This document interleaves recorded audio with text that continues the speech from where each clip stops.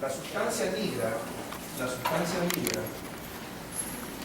es la productora de la dopamina en más o menos más de un 70 al 80% de la dopamina circulante. Eso significa que hay otras estructuras que fabrican en menor proporción la dopamina. Esta dopamina circulante, que es fabricada entre un 70 a un 80% por la sustancia nigra, es fabricada por la sustancia nigra en su parte compacta. El resto de la dopamina circulante, que es el restante 20 o 30%, es fabricado por otras áreas, en particular por el área tegmentaria ventral y por otras zonas que están ubicadas estratégicamente entre el telencéfalo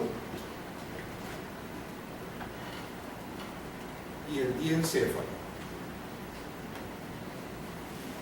Básicamente en relación al telencéfalo, en áreas corticales, básicamente en áreas corticales prefrontales, en relación con el contenido onírico. Onírico significa que proviene de sueño o de onirismo, y en relación al diencéfalo en áreas hipotalámicas.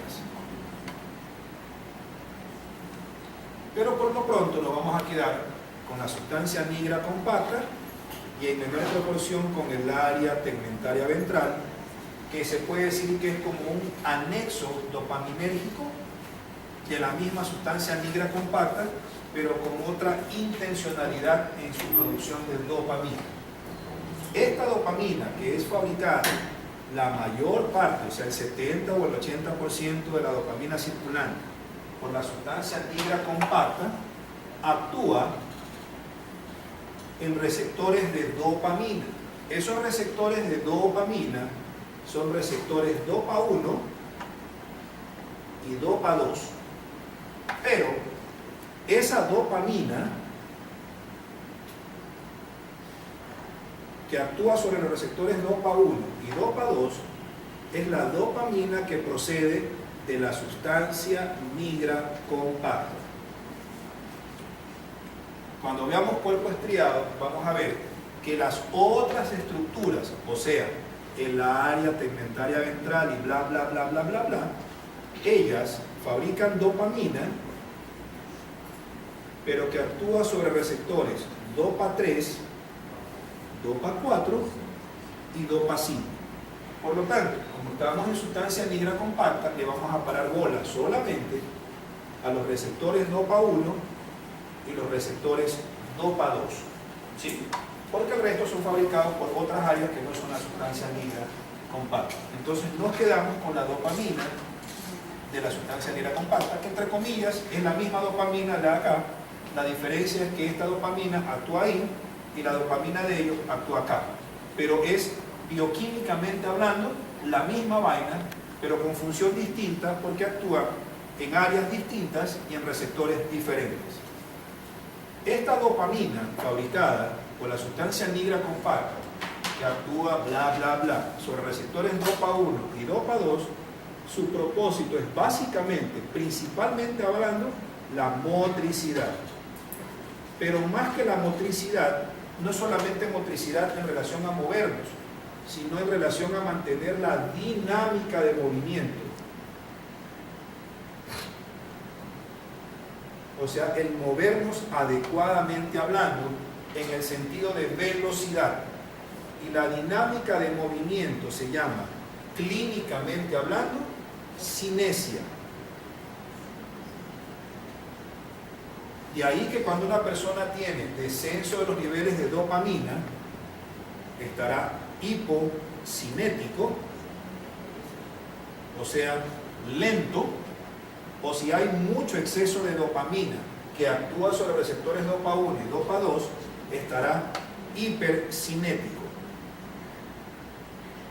o sea, excesivamente móvil, mucho movimiento. Cuando una persona está hipocinética, antes de empezar ya con la parte de neuroanatomía pura, la enfermedad que más hipocinesia produce en toda la parte clínica se llama enfermedad de Parkinson. En cambio, las enfermedades que producen hipercinesia, o sea, lo contrario de lo que es el lentecimiento en relación a la movilidad o a la dinámica de la movilidad, se llaman coreas. Entonces, cuando vean una persona que va por la calle y va haciendo esto, moviéndose en una forma totalmente estereotipada, sin repetir nunca ningún solo movimiento, está hipercinético. Las enfermedades, cualquiera que se les ocurra, a toditas se les llama coreas, o síndromes coreicos o síndromes coreiformes. Hay 1.000 millones de clasificaciones de coreas. Hay coreas metabólicas, hay corea reumática, hay corea lúpica, hay hemicorea, hay corea amibalismo, hay corea distonía, hay corea de Huntington, corea de Sydenham, bla, bla, bla. En cambio, Parkinson, solamente existen dos clasificaciones groseras, para no hacer tan aburrida la clase. El Parkinson puro, que es el idiopático. Idiopático significa que ustedes saben que quizás tenga una causa específica, pero probablemente nunca den con la causa específica, y se asume que el idiopático es generalmente en las personas mayores de 70 o 75 años. El otro, que no es idiopático, es el que se ve en las personas jóvenes, o sea, el juvenil, y a esto ya no se le llama Parkinson propiamente dicho, sino parkinsonismo. ¿Han visto el caso de Michael J. Fox? El de Volver al Futuro. Él es un Parkinson juvenil, pero él como Parkinson juvenil no es el Parkinson idiopático del anciano, o sea, el Parkinson puro, que ustedes van a ver la mayoría de las veces, sino que es una forma de parkinsonismo que se llama Parkinson juvenil. Los antecedentes de él son genéticos, son heredofamiliares, no tiene nada que ver con el Parkinson idiopático. ¿Eso qué quiere decir? Que el Parkinson idiopático es el Parkinson que ustedes van a ver toda la vida, la mayoría de las veces, como médicos generales. Siempre van a haber enfermedad de Parkinson. Y por una sencilla razón, porque la enfermedad de Parkinson idiopática es prevalente en el 70% de todos los síndromes que producen síntomas parecidos al Parkinson. Eso quiere decir que 7 de cada 10 pacientes que se quejan de enlentecimiento en la marcha con síntomas de algo que parece Parkinson, el 70%, o sea 7 de cada 10 tienen Parkinson idiopático. Y eso, entre comillas, es mejor, porque el Parkinson idiopático, mientras más anciano es la persona que lo tiene, es mucho más fácil tratarlo, por esa sencilla razón, porque tiene mucho más capacidad los receptores de dopamina de recibir la información a través de la medicación que ustedes le dan, exógenamente hablando. En términos generales, cada sustancia negra de cada lado, del lado derecho y del lado izquierdo, a alguien se le tomó y se le ocurrió la molestia de contabilizar. Obviamente se asume que se contabiliza de una forma como que muy ordenada, y se supone o se asume que hay aproximadamente 550.000 neuronas de cada lado en cada sustancia negra. Pero para que en realidad haya síntomas de Parkinson, esa reducción tiene que ser más o menos entre el 50%, pero ya es invalidante clínicamente hablando cuando ya llega al 80%. Pero casualmente, por el envejecimiento normal de nosotros, después de los 75 años, en una forma normal, comienza a reducirse dramáticamente la población celular de la sustancia negra. Eso significa, en buen romance, que si nosotros llegáramos en algún futuro, probablemente cercano, a los 120 años de edad, la disminución va a ser tan brusca que solamente con envejecer llegaríamos a tener una enfermedad de Parkinson. Por lo tanto, aún se mantiene el concepto de que siendo una enfermedad degenerativa, pero en ciertos grupos poblacionales o en ciertos grupos etarios o en ciertos grupos en relación con países distintivos donde hay bastante prevalencia e incidencia de Parkinson, este tipo de síndromes tiene que ver mucho con el envejecimiento normal, común y corriente. Con eso no les quiero decir de que cuando nosotros envejezcamos, todos nosotros vamos a tener Parkinson. Pero en realidad, todo el mundo a medida que envejece, tiene por lo menos signos y síntomas subclínicos. Subclínico significa que una persona puede tener subclínicamente, pero no evidentemente hablando, signos y síntomas de Parkinson. Y en ciertas ocasiones, ciertos medicamentos exacerban y lo hacen de subclínico a clínico. Y hay un chorronchonchón de drogas que producen la apertura de la subclinicidad a la clínica propiamente de la enfermedad de Parkinson. Ya hablando directamente de neuroanato, esta sustancia nigra está dividida en el humano en dos partes. Una sustancia nigra reticular o reticulata, que es la parte ventral de la sustancia nigra, y una sustancia nigra compacta, que es la parte dorsal. ¿Sí? Esta sustancia nigra reticular en su parte ventral fabrica bastante GABA y algo de dopamina.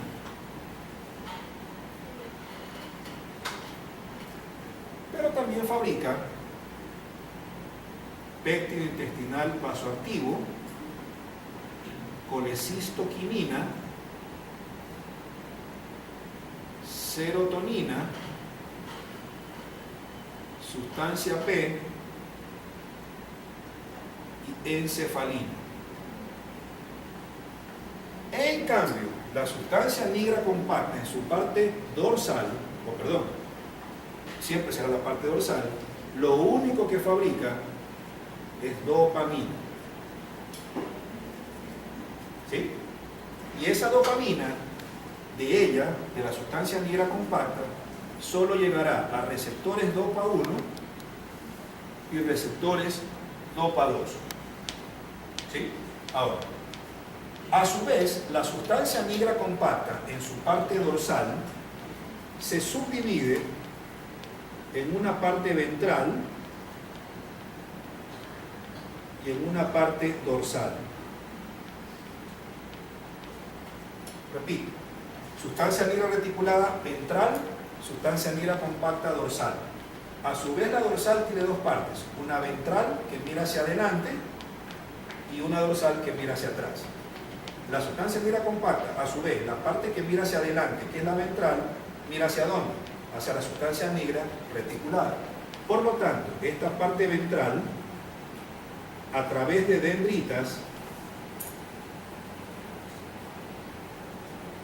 se proyecta a la sustancia negra reticulada y a través de axones se distribuye al cuerpo estriado. ¿Sí? En cambio, la parte dorsal se distribuye al núcleo accumbens septi. Este núcleo accumbens septi también se le va a llamar, cuando lleguemos a hipotálamo, área septal. También se distribuye al tubérculo olfatorio y también se distribuye a la amígdala temporal y a la estría terminal. Y a todo esto que está aquí, a todo esto,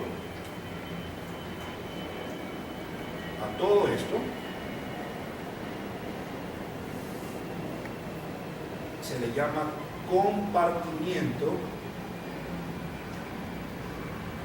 estriado ventral o límbico. Entonces repito, sustancia negra reticulada es ventral, sustancia negra compacta es dorsal. La ventral fabrica full GABA algo de dopamina, pecto intestinal vasoactivo, colecistoquinina, serotonina, sustancia P y encefalina. Y creo que dos más que no recuerdo, pero son intrascendentes. La sustancia nigra compacta, que es la parte dorsal, fabrica solamente dopamina y quizás algo de GABA para ir a receptores DOPA 1 y DOPA 2 con el propósito de motricidad, o sea, solamente la dinámica de movimiento. Dinámica de movimiento de todos los músculos que se les ocurra, desde los más chiquitos oculares u orbitarios hasta los músculos más grandes. Esta sustancia nigra compacta, a su vez, siendo dorsal, a su vez se subdivide en una parte ventral que mira hacia adelante y una parte dorsal que mira hacia atrás. La ventral se distribuye a través de dendritas a la sustancia nigra reticulada y a través de axones al cuerpo estriado. En cambio, la parte dorsal de la sustancia nigra se distribuye al núcleo accumbens septum o área septal, al tubérculo olfatorio y a la amígdala temporal y a la estría terminal. Y estas tres estructuras combinadas se llaman compartimiento estriado, ventral o límbico, porque existe también otro compartimiento que se llama estriado dorsal o no límbico, pero eso lo vemos en cuerpo estriado. Por lo tanto, este es el ventral o límbico, porque tiene funciones límbicas. ¿Sigo? ¿Sigo? Ok.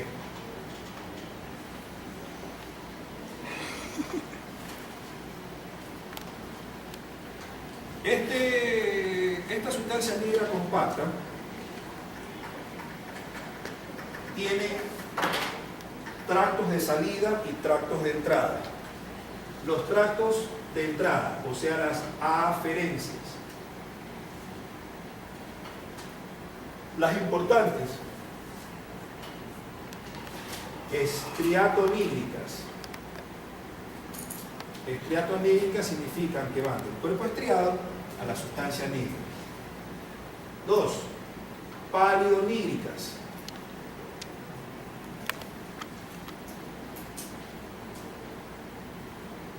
3. Subtalamonígricas.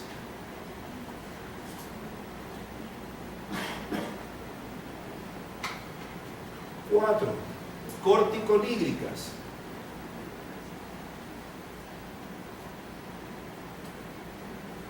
5. Tegmentarionígricas.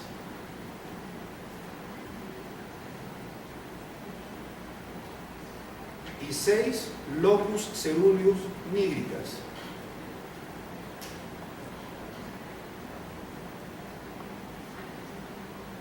¿Sí? Entonces son estriatonígricas, palidonígricas, subtalamonígricas, corticonígricas, tegmentarionígricas y locus ceruleus nígricas. Vamos a las primeras, estriatonígricas. Las estriatonígricas van del núcleo caudado y del putamen, parten fibras que se distribuyen la mayor cantidad de fibras a la sustancia negra reticular y menor cantidad de fibras a la sustancia negra compacta. ¿Y qué le llevan de aquí a acá? Le llevan básicamente GABA, que es inhibidor, y sustancia P, que es excitador. ¿Sí? ¿Borro? 2. Palidonígricas.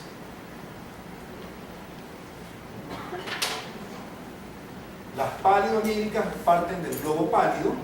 El globo pálido a su vez tiene dos partes, un globo pálido lateral y un globo pálido medial.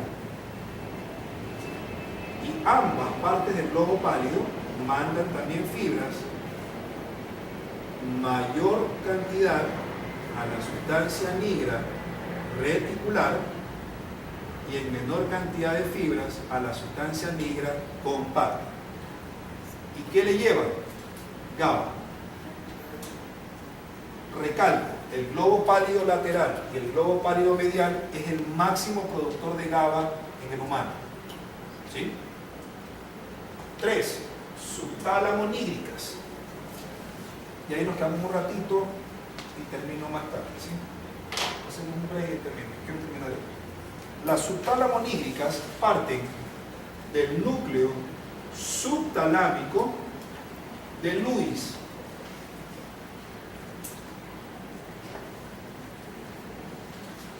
El núcleo subtalámico de Lewis manda fibras a la sustancia nigra reticulada. Pero resulta que la sustancia nigra reticulada, cuando se asocia en su función con el globo pálido medial, las dos estructuras, funcionalmente hablando, tienen el nombre de núcleo entopeduncular. ¿Con esto qué quiero decir? Que este núcleo entopeduncular no es un núcleo anatómico preciso que vamos a encontrar, sino que es un núcleo formado pero por la interacción de la función de ambas estructuras que están separadas la una de la otra. Pero en el momento en que actúan juntas, se le llama núcleo entopeduncular. Así que para términos reales, esto de aquí, los dos juntos se llaman núcleo entopeduncular. Pero las fibras subtálamo o subtalámico-nígricas solamente van a llegar a la sustancia nigra reticulada. ¿Y llevando qué cosa? Glutamato. El glutamato ya vimos que es la sustancia más excitadora que existe en el organismo. 4. Las corticonígricas. Dividamos de nuevo la corteza. De un lado y del otro. Ponemos en el lado de acá las áreas 3, 1 y 2 de Brodmann y el área 4. Y en el otro lado ponemos el área 6 y el área 9. Dividimos esto en una línea media. Las áreas 3, 1 y 2 y la 4 siempre de su mismo lado se distribuyen a la sustancia nigra reticulada de ese mismo lado. En cambio, las áreas 6 y 9 se distribuyen siempre del mismo lado, o sea, son 100% ipsilaterales, hacia la sustancia nigra compacta. Y estas fibras que son córtico-nígricas llevan glutamato de un lado y glutamato del otro lado. Cabe recalcar que la corteza cerebral también es el máximo productor de glutamato en el humano. O sea, la mayor cantidad de glutamato que se fabrica en el humano lo fabrica la corteza cerebral. 5. Tegmentario-nígricas. ¿Bueno? Tegmentario-nígricas o tegmento-nígricas, que es lo mismo. Las tegmentario-nígricas parten de la formación tegmentaria, o sea, del tegmento o la parte dorsal, el mesencéfalo, y se refiere a dos núcleos en particular más otro más. ¿Se acuerdan que había un núcleo que se llama núcleo central superior, que también se lo conoce como núcleo medio del RAFE, y había un núcleo dorsal del RAFE? ¿Sí? Estos dos, pero más este, o sea, con mayor predisposición de fibras,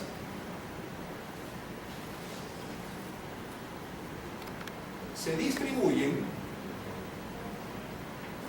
a la sustancia nigra tanto en su parte reticular como en su parte compacta. ¿Sí? Más de la parte dorsal, o sea, de los núcleos dorsales del RAFE, y menos del núcleo mediano del RAFE. ¿Y qué llevan? ¿Qué llevan los núcleos del RAFE? Serotonina. Obviamente este lleva más serotonina. Pero hay otro núcleo que se llama, que ya lo vimos a propósito del sueño, el núcleo tegmental pedúnculo continuo. ¿Se acuerdan? El que tiene que ver con los movimientos oculares durante el sueño REM. Ok, a ese núcleo me refiero. Núcleo tegmental pedúnculo continuo. Pero la parte más importante de este núcleo tegmental pedúnculo continuo es su parte compacta. Y la parte compacta de este, por el solo hecho de ser compacta, hace que este núcleo mande fibras solamente a la sustancia nigra compacta. Este núcleo, ¿qué fabrica? Fabrica acetilcolina. Por lo tanto, le manda acetilcolina desde aquí a la sustancia nigra compacta de acá. Pregúnteme para qué es la acetilcolina. La acetilcolina tiene un equilibrio perfecto con la dopamina. Cuando hay 0% de producción de acetilcolina en el sistema nervioso central, hay 100% de producción de dopamina, porque son equilibradas en el sentido 100% exacto. Por lo tanto, cuando una persona tiene enfermedad de Parkinson, no hay dopamina circulante. Y al no haber dopamina circulante, y esta se va al piso, comienza a aumentar hasta el techo la acetilcolina. De ahí que más o menos a mediados de los años 40, alguien asumió, ups, si es así, entonces disminuyamos la secreción de acetilcolina. Y comenzaron a utilizar los primeros medicamentos para la enfermedad de Parkinson en 1945, que fueron los medicamentos anticolinérgicos, con el propósito de, al irse en contra de la acetilcolina, bajarla a esta y la dopamina solita subir. Así de sencillo es el mecanismo.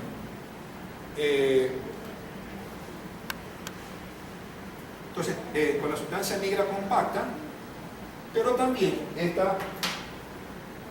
este núcleo tegmental, pedúnculo continuo en su parte compacta, también manda fibras al globo pálido medial.